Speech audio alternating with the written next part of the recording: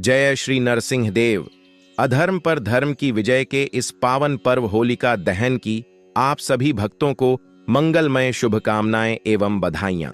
नमस्कार भक्तों, स्वागत है आपका एक और नई वीडियो के साथ। आज की वीडियो बहुत ही खास और ज्ञानवर्धक साबित होने वाली है, क्योंकि आज की इस वीडियो में हम बात करेंगे कि इस वर्ष 2026 में भक्त प्रहलाद की विजय और होलिका दहन की पावन रात्रि की कब है। भक्ति बड़े ही कंफ्यूजन की स्थिति में है, तो आज हम आपकी इसी कंफ्यूजन को दूर करने वाले हैं। साथ ही जानेंगे कि इस वर्ष 2026 में होली हमें कब मनानी चाहिए, विशेष रूप से जलाने वाली होली, जिस दिन होलिका का दहन होता है। होलिका का दहन हमें किस दिन करना है, दहन किस दिन हमें मनाना चाहिए, क्योंकि प्रतिवर्ष जो होलिका दहन आती है वह एक तो भद्रा रहित समय में आती है और हिंदू पंचांग के अनुसार इस दिन ग्रहण भी है। अब आपके इन्हीं सवालों के उत्तर हम इस वीडियो में देने वाले हैं। अगर ग्रहण है, भद्रा रहेगी, तो फिर वह कौन से कार्य है जो करना है, नहीं करना है, होली कब मानना है और होलिका दहन कब किया जाएगा, क्योंकि जो होलिका दहन है उसका हिंदू धर्म बड़ा ही विशेष महत्व है। साथ ही इस वीडियो में जानेंगे कि होली कब मानना है, होलिका दहन का शुभ मुहूर्त क्या रहेगा, भद्र का समय कब से कब तक रहेगा और ग्रहण है तो कितने बजे तक रहेगा, भारत में दिखाई देगा या नहीं। आपके इन्हीं सवालों का उत्तर आज हम इस वीडियो के माध्यम से देने जा रहे हैं। तो चलिए भक्तों, आपका ज्यादा समय बर्बाद ना करती हो, जानकारी आरंभ करते हैं और जानते हैं होलिका दहन के संपूर्ण जानकारी। तो जानकारी आरंभ करने से पहले आपसे निवेदन है कि वीडियो यदि थोड़ा सा भी पसंद आए या आपके जीवन में उपयोगी लगे तो एक बार लाइक अवश्य कर दीजिएगा और होलिका के दुष्प्रभाव से बचने के लिए कमेंट बॉक्स में अवश्य लिखिएगा। नरसिंह देवाय नमः। भगवान नरसिंह आपकी सभी संकटों से रक्षा करेंगे, क्योंकि यहाँ पर जो जानकारी आपको दी जाती है वह बिल्कुल ही ज्योतिष शास्त्र और पंचांग के आधार पर बताते हैं कि कौन सी तिथि कब है, व्रत आदि कब करना है, क्या विधि, क्या नियम, क्या गलती नहीं करनी है। यदि आप सभी व्रत और त्योहारों की सही शास्त्रीय जानकारी पाते रहना चाहते हैं तो चैनल को सब्सक्राइब करें और बेल आइकन को प्रेस करें। तो चलिए भक्तों, आप सब्र का इंतजार खत्म हो चुका है और जानकारी आरंभ करते हैं। भक्तों, जैसा कि आप सभी जानते होंगे कि होलिका दहन का जो त्योहार है यह फाल्गुन मास की पूर्णिमा तिथि को मनाया जाता है। तो सबसे पहले तो यह जान लेते हैं कि होलिका दहन क्यों किया जाता है, इसके पीछे क्या कारण है। हिंदू धर्म है, यह है बहुत ही पवित्र त्योहार है। होलिका दहन का पर्व केवल एक पौराणिक कथा तक सीमित नहीं है, बल्कि यह सनातन धर्म की गहन आध्यात्मिक परंपरा, नैतिक मूल्यों और सामाजिक चेतना का जीवंत प्रतीक है। यह उत्सव फाल्गुन पूर्णिमा की रात्रि में मनाया जाता है और इसके मूल में भक्त प्रहलाद, असुरराज हिरण्यकश्यप और होलिका की कथा निहित है। हिरण्यकश्यप अहंकार और अधर्म का प्रतीक था, जिसने अपनी शक्ति के मद में स्वयं को ईश्वर घोषित कर दिया था और अपने राज्य में भगवान विष्णु की भक्ति पर प्रतिबंध लगा दिया था। किंतु उसका पुत्र प्रहलाद अटल श्रद्धा और सच्ची भक्ति का प्रतीक बना रहा। जब अत्याचार अपनी सीमा पार कर गया, तब हिरण्यकश्यप ने अपनी बहन होलिका, जिसे अग्नि से न जलने का वरदान प्राप्त था, को आदेश दिया कि वह प्रहलाद को गोद में लेकर अग्नि में बैठे ताकि उसकी मृत्यु हो जाए। किंतु ईश्वर की कृपा और सच्ची भक्ति की शक्ति के कारण प्रहलाद सुरक्षित रहे और होलिका स्वयं अग्नि में भस्म हो गई। इस घटना ने यह सिद्ध कर दिया कि वरदान, शक्ति और अहंकार भी धर्म और सत्य के सामने टिक नहीं सकते। होलिका दहन इसी दिव्य प्रसंग की स्मृति में मनाया जाता है, जो यह संदेश देता है कि बुराई चाहे कितनी भी प्रभावशाली क्यों न प्रतीत हो, अंततः उसकी पराजय निश्चित है। यह पर्व हमें अपने भीतर झांकने की प्रेरणा देता है।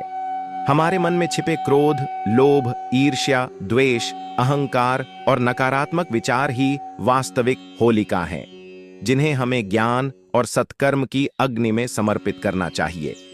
जब लोग सामूहिक रूप से लकड़ियां और उपले एकत्र कर अग्नि प्रज्वलित करते हैं, तो वह केवल एक परंपरा नहीं होती, बल्कि यह प्रतीक होता है बुरे संस्कारों के दहन और नए जीवन की शुरुआत का। सामाजिक दृष्टि से भी होलिका दहन अत्यंत महत्वपूर्ण है। यह पर्व समाज में एकता, भाईचारा और सद्भाव को सुदृढ़ करता है। लोग अपने मतभेद भुलाकर एक साथ इकट्ठा होते हैं, अग्नि की परिक्रमा करते हैं और परिवार तथा समाज की सुख समृद्धि की कामना करते हैं। ग्रामीण क्षेत्रों में यह नई फसल के आगमन और कृषि समृद्धि से भी जुड़ा हुआ है, जिससे यह प्रकृति और मानव जीवन के गहरे संबंध को दर्शाता है। आध्यात्मिक रूप से यह पर्व हमें यह विश्वास दिलाता है कि ईश्वर सदैव धर्म के पक्ष में खड़े होते हैं और सच्चे भक्तों की रक्षा अवश्य करते हैं। इस प्रकार होलिका दहन केवल एक धार्मिक अनुष्ठान नहीं, बल्कि आत्मशुद्धि, नैतिक साहस, अडिग आस्था और सकारात्मक परिवर्तन का महापर्व है, जो हमें हर वर्ष यह स्मरण कराता है कि जीवन में कितनी भी कठिन परिस्थितियां क्यों न आएं, यदि हमारे भीतर सत्य, श्रद्धा और धर्म की ज्योति प्रज्वलित है तो अंततः विजय हमारी ही होगी। चलिए भक्तों, अब हम शास्त्र द्वारा कुछ नियम है जो होलिका दहन के हैं, जो कि शास्त्रों में इसके 3 नियम बताए गए हैं, तो वह हम आपको बारी बारी से बता देते हैं। फिर हम आपको सही डेट, टाइम, शुभ मुहूर्त के बारे में जानकारी देंगे। उसके बाद पूजा विधि के बारे में बताएंगे। तो वीडियो के अंत तक बन रहे वीडियो को आधा अधूरा छोड़कर ना जाए, अन्यथा आपसे इतनी ज्ञानवर्धक जानकारी छूट सकती है। तो भक्तों, इस वर्ष की जो पूर्णिमा है, इस वर्ष वो शुरू हो रही है 2 तारीख को। 2 तारीख को पूर्णिमा शाम को 5:55 पर शुरू हो जाएगी और 3 तारीख को यह 5:07 पर समाप्त हो जाएगी। तो ऐसे में प्रदोष व्यापनी होनी चाहिए। ये पहली शर्त है होलिका दहन के लिए कि पूर्णिमा जो है, जिस दिन प्रदोष व्यापनी हो, उस दिन होलिका का दहन करना चाहिए। तो प्रदोष व्यापनी तो पूर्णिमा केवल 2 तारीख को ही मिल रही है। 3 तारीख को तो पूर्णिमा 5:07 पर ही समाप्त हो जाएगी, तो प्रदोष काल में नहीं जा रही है। इसीलिए 2 तारीख को पूर्णिमा प्रदोष व्यापनी है। अब 2 तारीख को परेशानी यह है कि भद्रा है। 2 तारीख को शाम को भद्रा भी शुरू हो जाएगी। 5:50 पर जैसे पूर्णिमा शुरू हुई, वैसे भद्रा शुरू हुई, क्योंकि इसके विषय में सीधा लिखा है कि पूर्णिमा के दिन चौथे प्रहर में भद्रा होनी ही होनी है। तो अब क्योंकि भद्रा है, 2 तारीख को तो हम नहीं कर सकते। अगर हम प्रथम दशया, जब तक हम पुराणों के मैं आपको जानकारी ना दूं, तब तक तो यही दिख रहा है ना कि भद्रा है, तो कैसे करेंगे। और अगले दिन सुबह 5:21 तक भद्रा है। अच्छा जी, चलो आप 3 तारीख की सोचें तो 3 तारीख की परेशानी यह है कि 3 तारीख को ग्रहण है। ग्रहण जो है वह भारतीय समय अनुसार 3:20 पे शुरू हो जाएगा। अब आते हैं शास्त्र के नियम, जिनकी हमें सदा आवश्यकता होती है जब भी परेशानी आती है। तो शास्त्र के 3 नियम हैं जो प्रमुख रूप से माने गए हैं। उनको अब हम एक एक करके जानते हैं। पहला कहते हैं कि होलिका दहन में प्रदोष व्यापनी पूर्णिमा ली जानी चाहिए, और यदि पूर्णिमा तिथि दोनों दिन प्रदोष व्यापनी हो तो दूसरे दिन वाली पूर्णिमा लेनी चाहिए। और यदि प्रदोष में भद्रा हो तो भद्रा के मुख की घड़ी को छोड़कर मुख की घड़ी को त्याग कर प्रदोष वेला में दहन करना चाहिए। ध्यान दीजिएगा, अगर पहले दिन प्रदोष में है और दोनों दिन प्रदोष में है तो दूसरे दिन वाली पूर्णिमा लेनी है।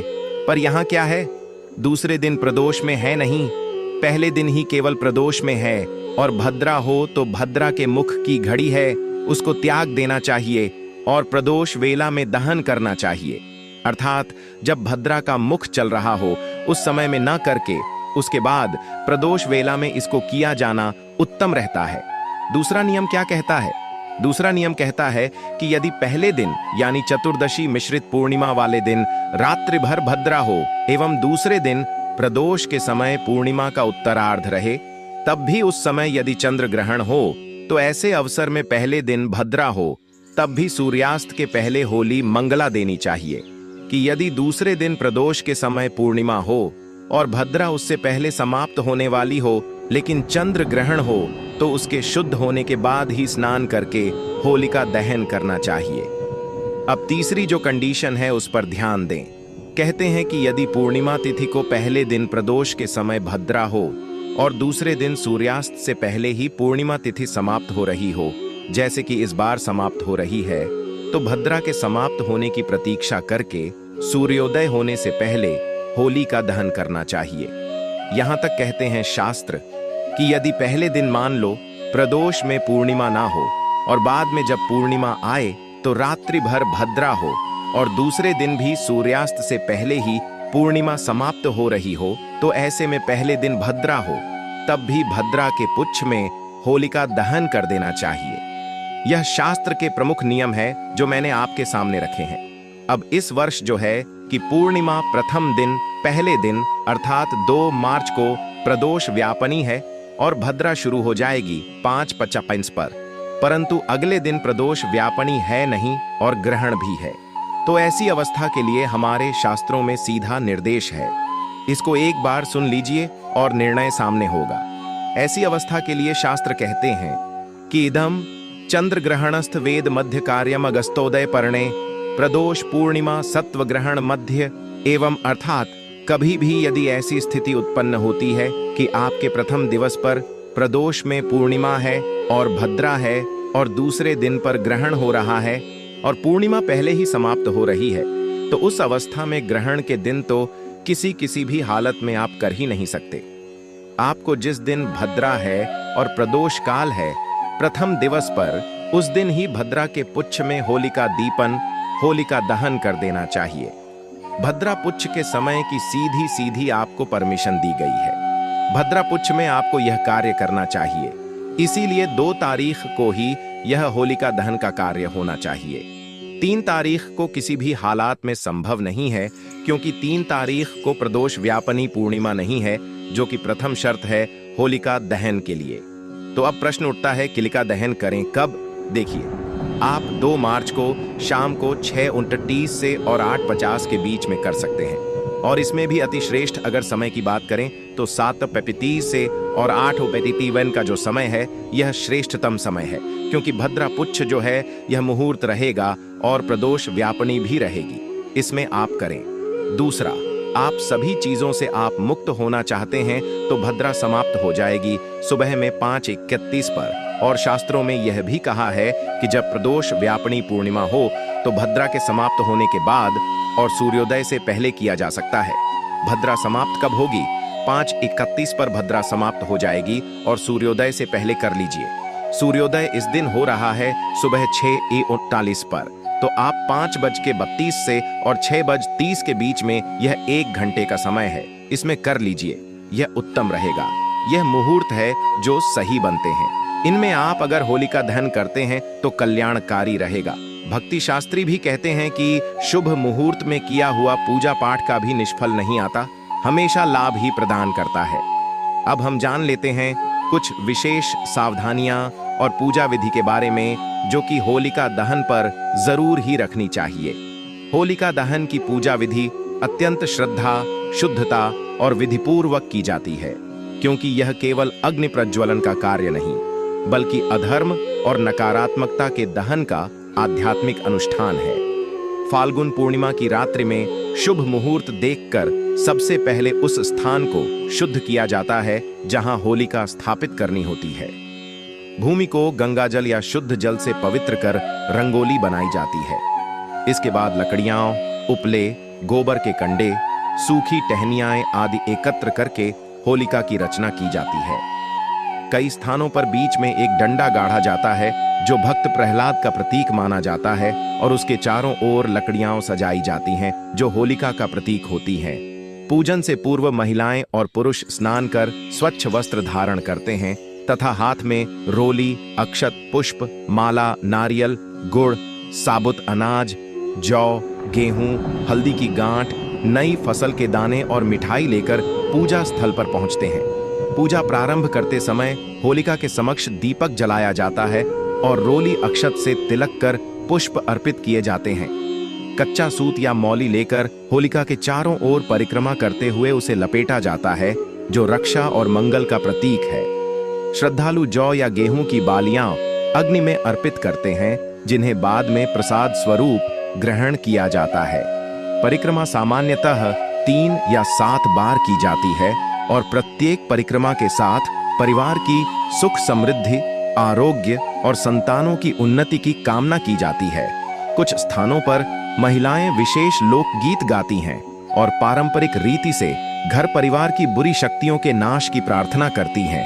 अग्नि प्रज्वलित होने के बाद सभी श्रद्धापूर्वक प्रणाम करते हैं और अग्नि की ऊष्मा को शुभ मानकर अपने माथे से लगाते हैं।